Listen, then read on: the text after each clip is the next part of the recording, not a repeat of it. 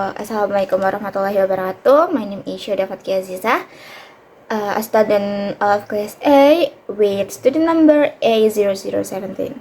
So this is assignment as the final semester examination for the Introduction to Tourism course taught by Mr. Fitri Kurniawan, and this is a root cause analysis in Indonesian tourism, Labuan Bajo boat tragedy and Bali quiet season versus Yogyakarta safe. So, this case from RRI concerned the Labuan Bajo tragedy. Real Madrid expressed condolences over the death of Valencia CF woman, P coach Fernando Martin Carreras and his 3 children in a tourist boat accident in the water of Labuan Bajo, East Nusa Tenggara.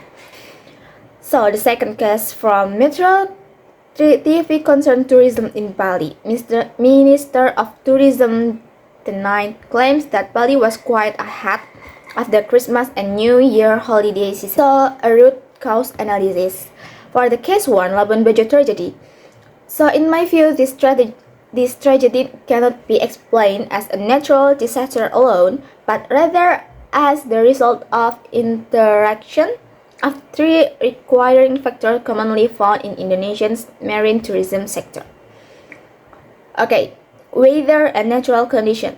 The weather of Labuan Bajo are known for strong currents and rapidly changing weather conditions. High waves and strong winds significantly increase the risk for small tourist boats. However, these conditions are often considered normal because they occur frequently, which leads to a dangerous normalization of risk and reduced vigilance. Safety Management and Standard Operating Procedure, or SOPs. There are strong indications that safety SOPs were not fully or properly implemented. This includes issues related to boat capacity limits, availability and use of safety equipment such as life jacket, and decision-making process that allow trips to continue despite unfavorable weather conditions. Many tourism operators will still prioritize schedule and customer satisfaction over the principle of safety first. Supervision and regulation. Supervision of tourist boat remains weak. Regulation exists, but enforcement is inconsistent. Inspection related to vessel seaworthiness, sailing permits, and weather monitoring are often not carried out rigorously. As a result, safety standard depends heavily on the goodwill of individual operators rather than a strong enforceable system. And case 2, the Bali is quiet issue and the safe to Yogyakarta. This case reflects a classic gap between statistical reality and public perception. Okay, public perception and social media. This narrative that Bali is quiet spread widely through social media, driven by visuals of relatively empty beaches or streets at specific time. This fragmented image will amplified and interpreted as a general decline in tourism, even though official data did not fully support such claims. Social media thus played a major role in shaping misleading public perception.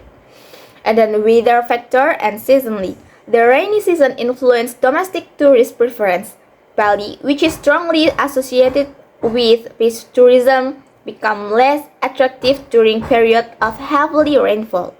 In contrast, Yogyakarta, with its cultural, historical, and indoor tourism option, is perceived as a more weather-resilient destination. Okay, destination substitution.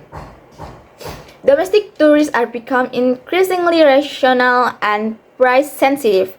When Bali is perceived as expensive, overcrowded, or offering repetitive experience, tourists are more willing to switch to substitute destinations such as Yogyakarta, which is considered more affordable, accessible, and diverse in its tourism offerings. Okay, impact on Indonesian tourism. Impact on tourism image and performance. For short term, Labuan Bajo tragedy may reduce tourist confidence, particularly in marine tourism activities. Meanwhile, Bali is quiet narrative may temporarily decrease domestic tourist interest.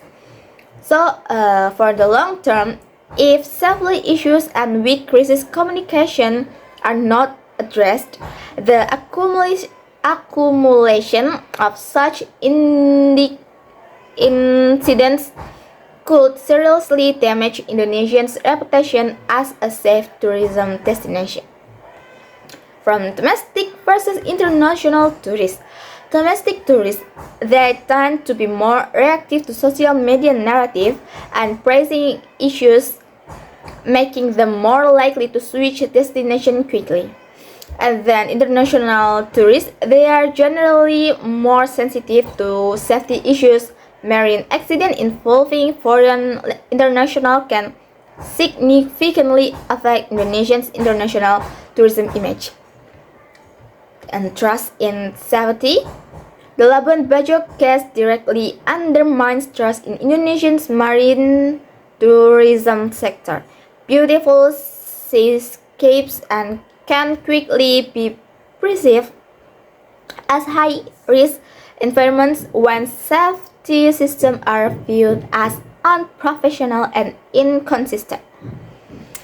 So, what is missing in Indonesian tourism? Based on the two cases, at least four major weaknesses can be identified. First is safety culture that remains reactive rather than preventive.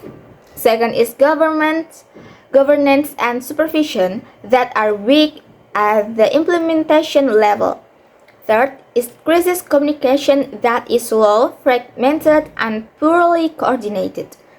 And fourth, for the last one, is risk management and official information system that fail to become the primary reference for the public, losing out to social media narratives. Okay, accountable solution. Operator industry level strict implementation of safety SOPs, mandatory briefings, weather checks, vessel capacity limits, and responsible parties, tour operators, boat operators.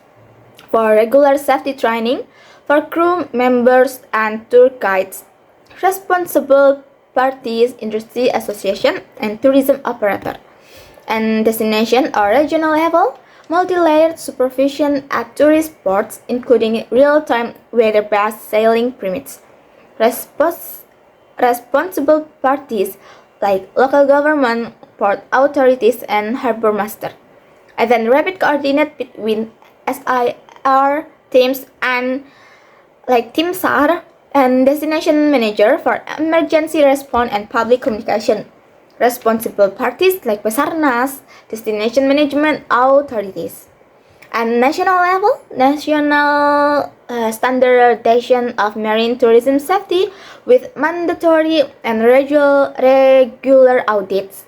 Responsible parties like Ministry of Tourism and Creative Economy, Minister of Transportation. And then an integrated official information channel for tourism data and public issues clarification and responsible parties, Ministry of Tourism and Creative Economy Government Public Relation Offices. And I think that's all for me. If there's any mistake, please forgive me. Wassalamualaikum warahmatullahi wabarakatuh.